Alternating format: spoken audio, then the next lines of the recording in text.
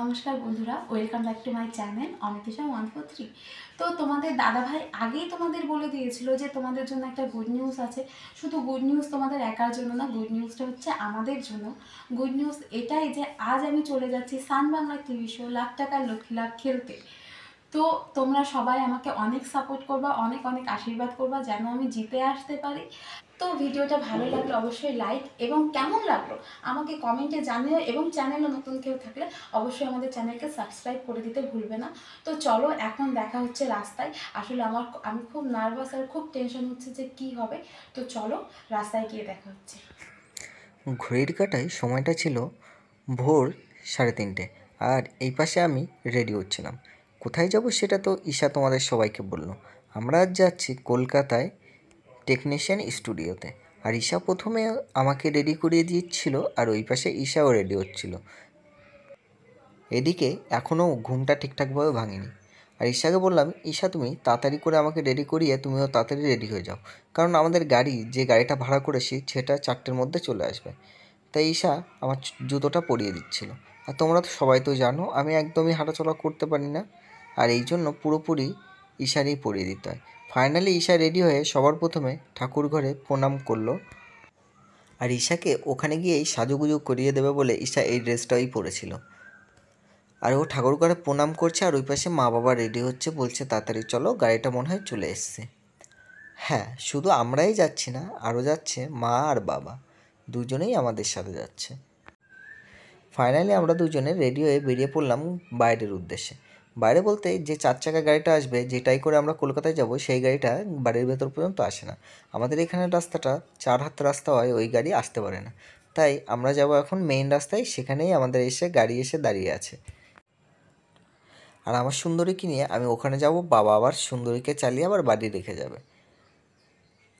আর উঠতে গিয়ে একটা প্রবলেম হয়েছিল, যে উঠতে গিয়ে আমার পায়াটা ওইখানে আটকে যাচ্ছিল বারবার। তাই ঈশাকে বললাম, ঈশা একটু হেল্প করে দাও, আমি গাড়িতে ভালোভাবে আগে বসে নিই, তারপর তুমি বসো। আর তোমরা তো সবাই জানো যে আমি একদমই হাঁটাচলা করতে পারি না, আর পায়ে একটুও জোর নেই, সব পুরোপুরি আমার গাড়ির উপরে আর হাতের উপরে প্রেশার দিয়েই সব কাজ করে থাকি। সত্যি কথা বলতে গাড়িতে উঠছি আর মনের ভেতরে একটা ভয় হচ্ছে, যে জীবনে এত বড় একটা মঞ্চে যাচ্ছি, সেটাই আমার ওয়াইফ কী করে কী করবে। ও কোনো দিন এরকম বড় মঞ্চে যায়নি। আর খুব নার্ভাস ছিলাম দুজনেই, কিন্তু আমি ওকে কখনো বুঝতে দিইনি। আমি ওকে একটা কথাই বলছিলাম, যে ঈশা যা হবে দেখা যাবে, তুমি পারবে। তারপরে ফাইনালি গাড়ি নিয়ে বেরিয়ে পড়লাম পাকা রাস্তার উদ্দেশ্যে। পাকা রাস্তায় এসে সেখান থেকেই আমরা 4 চাকা গাড়ি ধরবো, যেটা আমরা ভাড়া করে রেখেছি। আর আমাদের বাড়ি থেকে মেইন রাস্তায় যেতে গেলে শীতলা মায়ের মন্দির বাদে। আর সেই শীতলা মায়ের মন্দিরে ঈশা বলল, এখানে একটু দাঁড়াও, আমি একটু মাকে প্রণাম করে যাই। আমি বললাম অবশ্যই। তো আমি তো এখানে দাঁড়িয়েছিলাম, আর ঈশা এখানে মাকে প্রণাম করছিল আর মনে মনে কিছু পে করছিল। আমিও মনে মনে মায়ের কাছে প্রণাম করলাম গাড়ি থেকে, কারণ আমি ভেতর পর্যন্ত যেতে পারি না। আর এদিকে দেখতে দেখতে বাবাও চলে এসছে, আর মা পেছন পেছন আসছিল। তা বাবাকে বললাম, বাবা এসে বলছে গাড়ি কই। আর এদিকে আমাদের গাড়ি এখনও এসে পেরেছিল না। তাই আমাকে কাছে জিজ্ঞাসা করছিল, গাড়ি এখনও আসেনি, 4টের সময় টাইম দেওয়া ছিল। তারপরে আমি বাবাকে বললাম, বাবা দেখো না একটু ফোন করে। এবার ফোন করতে করতে দেখি ওই দিক থেকে আমাদের গাড়িটা আসছে। ফাইনালি আমাদের গাড়ি চলে এসছে এখানে। এখান থেকে আমরা রওনা দেবো কলকাতার উদ্দেশ্যে, কিন্তু কিছু জিনিস আনতে বাকি ছিল আমাদের গাড়ি থেকে।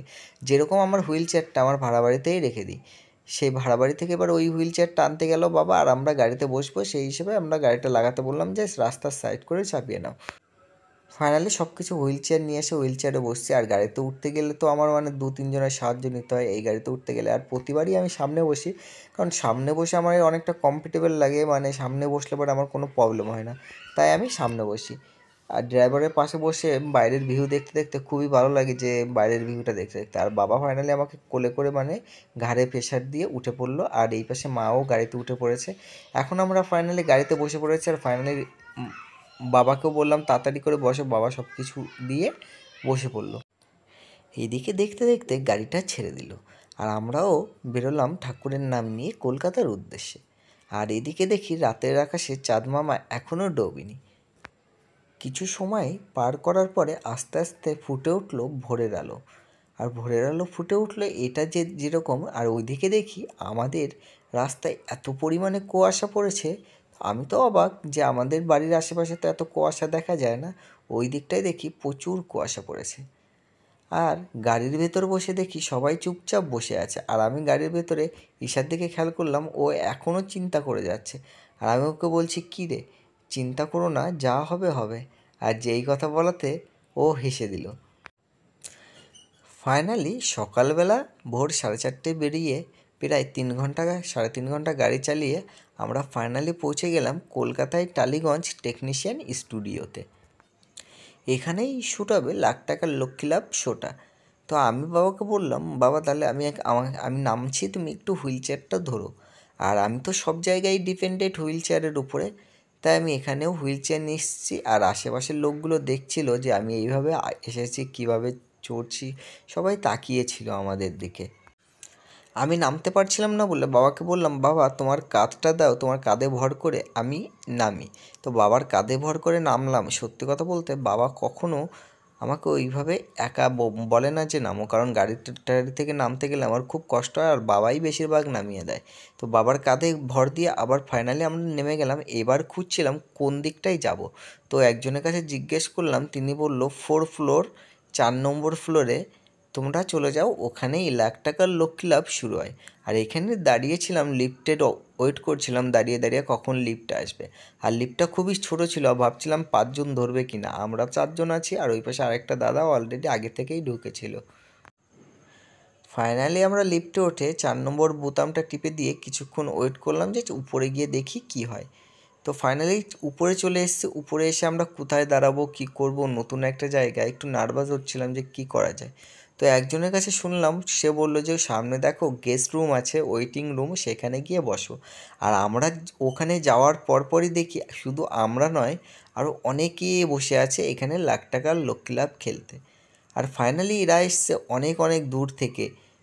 আর আমি এদিকে বসে চুপচাপ বসেছিলাম, আর ওইদিকে ঈশাকে নিয়ে চলে গিয়েছিল সাজুগুজু করাতে। ও তো সাজুগুজু করতে চলে গেছে, বাবা ফোন দেখছিল, আর আমি চুপচাপ বসেছিলাম। আমাদের টিফিন দিয়েছিল, তাই আমরা খেয়ে দিয়ে ভাবছিলাম ঈশা কখন আসবে। আর ভাবতে ভাবতেই ওইদিকে দেখি ঈশা চলে এসছে। আর ঈশা যে জামা কাপড়গুলো কিনে নিয়ে গিয়েছিলো সেগুলো ওকে কিছুই পরতে দেয়নি, আর ওকে মেকআপ করিয়ে দিয়েছে মুখে, আর আমার ভালো লাগছিল না। ফাইনালি ভিডিও ওখানে শ্যুট হয়ে গেছে যে খেলা শেষ হয়ে গেছে, আর ভেতরে আমাদের কোনোভাবে ফোন ব্যবহার করতে দেয়নি। এই জন্য আমরা তোমাদেরকে দেখাতে পারলাম না যে ভেতরে কিভাবে শ্যুট হয় বা কিভাবে কী হয়। ভেতরে কোনোভাবে শ্যুট করতে দেয়নি। তো ভিডিও শ্যুট করার পরে আমরা চলে এসেছিলাম খেতে। আর এখানে খাওয়া দাওয়ার অ্যারেঞ্জমেন্টটা সত্যি খুব ভালো ছিল, এবং এতটা টেস্টি ছিল খাবারগুলো যে পুরো বাড়ির মতো রান্না বান্না, হয়তো বাড়ির থেকেও খুব সুন্দর। আর এদিকে ঈশা, বাবা, মা সবাই খাচ্ছিল, আর আমি বাইরে বসে একা একা খাচ্ছিলাম, কারণ ঘরের ভেতরটা আমি আর আসিনি। বাইরে খাওয়ার জায়গা ছিল আরেকটা, যেখানটায় বসে বসে খাওয়া যায়, ওই যে ওই জানলার বাইরে ওখানে একটা টেন্ট বানিয়ে দিয়েছিল, সেখানে আমি বসে বসে খাচ্ছিলাম। আর হ্যাঁ বন্ধুরা, তোমরা যারা নতুন আমার চ্যানেলে ভিডিও দেখছো, যারা ভিডিও দেখো আমার, তারা অবশ্যই অবশ্যই আমাদের চ্যানেলটা সাবস্ক্রাইব করে দিও, এবং আমাদের ভিডিওটা অবশ্যই অনেক অনেক শেয়ার করে দিও। আর এদিকে আমাদের ভিডিও শ্যুট করার পরে এইদিকে ফাইনালি শ্যুট কমপ্লিট হয়ে আমরা রওনা দিলাম বাড়ির উদ্দেশ্যে। আর আমাদের বাড়ি এখান থেকে প্রায় 120 কিলোমিটার, তোমরা সবাই জানো। আর টালিগঞ্জ থেকে আমাদের বাড়ি যেতে এখন যেহেতু বিকেলের সময়, এই জন্য অনেকটা দেরি হবে, কারণ বিকেলের সময়টায় কলকাতায় প্রচুর জ্যাম বাঁধে আর প্রচুর রাস্তায় প্রবলেম হয়। আর হ্যাঁ, ঈশা জিতলো না হারলো সেটা দেখার জন্য পরের ভিডিওটা অবশ্যই তোমরা দেখো। আর যেদিনকে টিভিতে দেবে সেদিনকে আমরা অবশ্যই তোমাদের বলে দেবো সবাইকে যে ও জিতলো কি না। শোটা তো দেখতে হবে সবার, তাই তো? আমরা এখনও জানি না যে শোটা কবে টিভিতে টেলিকাস্ট হবে। তো আমাদেরকে বলেছিল যে টিভিতে যেদিন টেলিকাস্ট হবে তার আগে আমরা ফোন করে বলে দেবো। ঈশা জিতলো কি না হারলো সেটা অবশ্যই তোমরা টিভিতে দেখতে পাবে, আর শোটা কেউ মিস করবে না। আর আমাদের ভিডিওতেও বলে দেবো যে কবে ও জিতলো কি না হারলো। তো অবশ্যই পরের ভিডিওটা তোমরা দেখো, আর সবার আশা করি খুব ভালো লাগবে। ফাইনালি কলকাতা টেকনিশিয়ান স্টুডিওকে বাই বাই করে আমরা রওনা দিলাম বাড়ির উদ্দেশ্যে। আর এখানে ঈশা, আমি সবাই আমরা বসে পড়লাম গাড়িতে। তো ফাইনালি শিয়ালদা স্টেশনের পাশ দিয়ে আমরা যাচ্ছিলাম বাড়িতে। রাস্তায় খুব বমি পাওয়াতে বাবাকে দাঁড় করিয়ে এক জায়গায় যে কোল্ড ড্রিঙ্কস কিনে নিয়ে আসতে ঈশার জন্য। বাবা ঈশার জন্য কোল্ড ড্রিঙ্কস কিনতে গিয়েছে। আর যাই হোক বন্ধুরা, ভিডিওটা কেমন লাগলো অবশ্যই একটা কমেন্ট করো, আর পরের পার্ট দেখার জন্য অবশ্যই আমার চ্যানেলটা সাবস্ক্রাইব করে দিও।